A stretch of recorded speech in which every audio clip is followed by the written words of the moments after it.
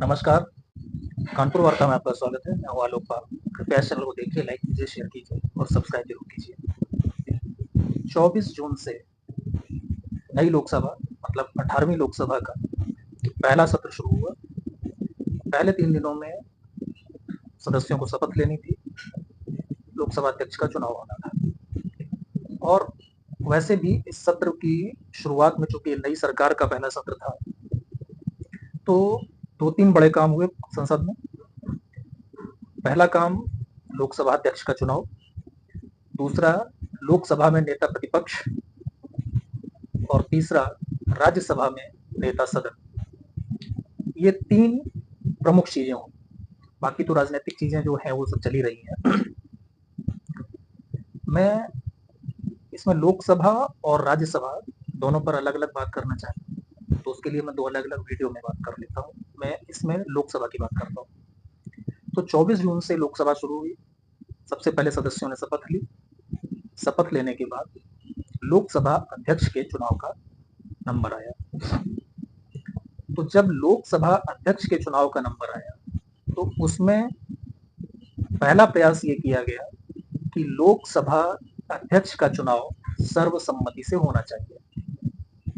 मुझे लगता है कि अधिकांश दल इस बात के लिए सहमत थे। शायद ज्यादातर विपक्षी दल भी सहमत थे, जैसा कि बाद में उनकी बात से समझ में आया। लेकिन कांग्रेस पार्टी ने उसमें एक पेंच फंसाने की कोशिश की। उन्होंने शर्त रखी कि लोकसभा अध्यक्ष के चुनाव में वो तभी सत्ता पक्ष के कैंडिडेट को समर्थन देंगे जब सत्ता पक्ष यानी कि सरकार ये कहे कि लोकसभा में उपाध्यक्ष का जो पद है, डिप्टी स्पीकर, वो विपक्ष को दिया जाए। देखिए, ये एक ट्रेडिशन है, कोई कानून नहीं है कि लोकसभा में उपाध्यक्ष का पद विपक्ष को ही मिलना चाहिए। लेकिन पिछले कुछ समय से ये परंपरा चली आ रही थी। होता ये था कि जो मुख्य विपक्षी दल होता था, उसके किसी कैंडिडेट को लोकसभा में डिप्टी स्पीकर बना दिया जाता था। क्योंकि 16वीं और 17वीं यानी कि 2014 के चुनाव के बाद और 2019 के चुनाव के बाद कोई भी दल मुख्य विपक्षी दल का दर्जा पाने में सफल नहीं हुआ। तो 16वीं लोकसभा में तो सरकार ने निर्णय किया कि लोकसभा उपाध्यक्ष का चुनाव कराया जाएगा। और जब लोकसभा उपाध्यक्ष का चुनाव कराया गया, तो उसमें तमिलनाडु की पार्टी AIADMK, जो कि वहां से शायद 38 या पूरे 39 सदस्य जीतकर आई थी, उसके मेंबर थे थम्बीदुरई, शायद M थम्बीदुरई लिखते हैं, पूरा नाम मुझे नहीं पता। तो उनको लोकसभा उपाध्यक्ष चुन लिया गया। अब चूंकि ऑफिशियली कोई नेता प्रतिपक्ष था नहीं और उस समय AIADMK बीजेपी को समर्थन नहीं दे रही थी, इसलिए उनका नेता प्रतिपक्ष चुना जाना गलत नहीं था। बाद में AIADMK ने अपना समर्थन जाहिर किया सरकार के प्रति, वो एक अलग मैटर है। 17वीं लोकसभा में यानी कि 2019 के चुनाव के बाद कोई मुख्य विपक्षी दल था नहीं ऑफिशियली, चूंकि कम से कम 10% सीटें आपको जीत के आनी होती हैं मुख्य विपक्षी दल का दर्जा पाने के लिए, और वो किसी भी दल के पास थी नहीं। तो ऐसे में सरकार ने 17वीं लोकसभा में उपाध्यक्ष का चुनाव ही नहीं कराया। अब मसला आता है 18वीं लोकसभा का। 18वीं लोकसभा की स्थिति बिल्कुल अलग थी। यहां पर कांग्रेस पार्टी 99 सीटें जीत करके आई थी, तो उसे मुख्य विपक्षी दल का दर्जा मिलना ही था। और सदन में नेता प्रतिपक्ष का दर्जा भी कांग्रेस पार्टी के नेता राहुल गांधी को मिला। वो विपक्ष की ओर से सदन में नेता प्रतिपक्ष चुने गए। यहां तक कोई दिक्कत नहीं थी। लेकिन दिक्कत तब आई जब कांग्रेस पार्टी ने टर्म्स डिक्टेट करने की कोशिश की और ये कहा कि हम लोकसभा अध्यक्ष के चुनाव में समर्थन केवल उसी कंडीशन में देंगे जबकि आप हमसे पहले ये वादा करें कि उपाध्यक्ष किसी विपक्षी दल का होगा। तो पहले तो ये है कि किसी विपक्षी दल का होने का कोई मतलब नहीं, जो मुख्य विपक्षी दल है उसका उपाध्यक्ष होना चाहिए और यही परंपरा रही है। अब जब मुख्य विपक्षी दल की हैसियत में कोई नहीं था तो 16वीं लोकसभा में एआईएडीएमके के मेंबर को चुना गया। तो पहली चीज तो ये हो गई।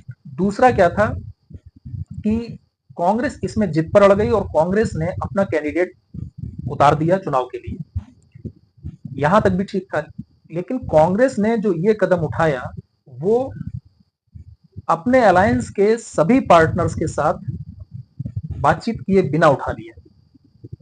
ये समझ में आया जब एनसीपी के शरद पवार का बयान आया, टीएमसी से अभिषेक बनर्जी का बयान आया, तब ये बात सबके सामने आ गई कि कांग्रेस ने ये निर्णय अकेले लिया है।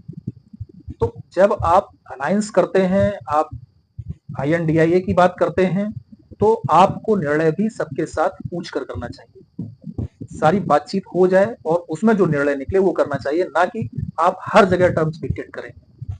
आप सरकार के साथ बात करेंगे तो वहां पर भी आप अपनी शर्तें रखेंगे और आप अपने अलायंस में भी चाहते हैं कि जो हम तय कर दें, यानी कि जो कांग्रेस पार्टी तय कर दे, और कांग्रेस पार्टी में तय करने का मतलब गांधी परिवार जो तय कर दे वही सब मान लें, तो ये संभव नहीं होता। नतीजा ये हुआ कि चुनाव की नौबत आई, लोकसभा में 2 प्रस्ताव आए और उन दोनों प्रस्तावों में जो प्रधानमंत्री का प्रस्ताव था वो ध्वनिमत से स्वीकृत हो गया और विपक्ष की ये हिम्मत नहीं पड़ी कि वो उस पर डिवीजन मांग ले। चूंकि प्रधानमंत्री का प्रस्ताव स्वीकृत हो गया तो बाकी सारे प्रस्ताव खुद ब खुद अस्वीकृत हो गए, जिसमें शिवसेना की तरफ से के सुरेश के नाम का प्रस्ताव किया गया था, अरविंद सावंत ने किया था। उसके सहित जितने भी प्रस्ताव थे वो सारे के सारे खत्म हो गए और ओम बिरला लोकसभा अध्यक्ष चुन लिए गए। ये प्रक्रिया सबको पता है, सब कुछ हो गया। लेकिन अब मुझे लगता है कि कांग्रेस पार्टी ने जिस तरह से शर्तें थोपने की कोशिश की, उसके बाद उन्होंने डिप्टी स्पीकर पद के लिए जो विपक्ष की एक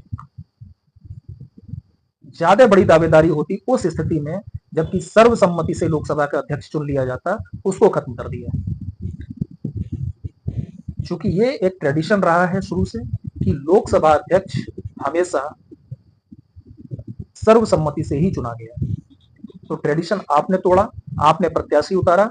अब जब प्रत्याशी आपने उतारा है तो जाहिर सी बात है कि अगर लोकसभा अध्यक्ष का चुनाव होगा, और मुझे लगता है कि इस बार होगा, क्योंकि मुख्य विपक्षी दल की आधिकारिक हैसियत में कांग्रेस है, इसलिए लोकसभा उपाध्यक्ष का चुनाव होगा। और अब अगर लोकसभा उपाध्यक्ष का चुनाव होगा तो सत्ता पक्ष भी अपना कैंडिडेट खड़ा करेगा, और अगर सत्ता पक्ष अपना कैंडिडेट खड़ा करेगा तो आप समझ सकते हैं कि स्थितियां क्या होंगी। उस स्थिति में चूंकि सत्ता पक्ष के पास 300 से ज्यादा सांसदों का समर्थन है, तो लोकसभा उपाध्यक्ष भी शायद पिछले, मुझे बहुत पहले का तो याद नहीं, लेकिन जब से मुझे याद है कम से कम 1991 से लेकर के तब से अभी तक पहली बार सत्ता पक्ष का लोकसभा उपाध्यक्ष चुना जाएगा। थंबीदुरई का मसला इसलिए अलग है क्योंकि जब वो चुने गए थे उस समय वो सरकार को समर्थन नहीं दे रहे थे। तो कुल मिलाकर बात यह है कि टर्म्स डिक्टेट करके राहुल गांधी ने, कांग्रेस पार्टी ने, मल्लिकार्जुन खड़गे ने जो लोकसभा के डिप्टी स्पीकर का पद विपक्ष को मिलना लगभग तय होता, उसको गंवा दिया। अब मुझे इस बात की संभावना बहुत कम लग रही है कि लोकसभा में डिप्टी स्पीकर विपक्ष का होगा। आप इस पर अपनी राय व्यक्त कर सकते हैं। बहुत बहुत धन्यवाद। आपसे एक बार फिर से अनुरोध है कि कृपया इस चैनल को सब्सक्राइब जरूर कीजिए। नमस्कार।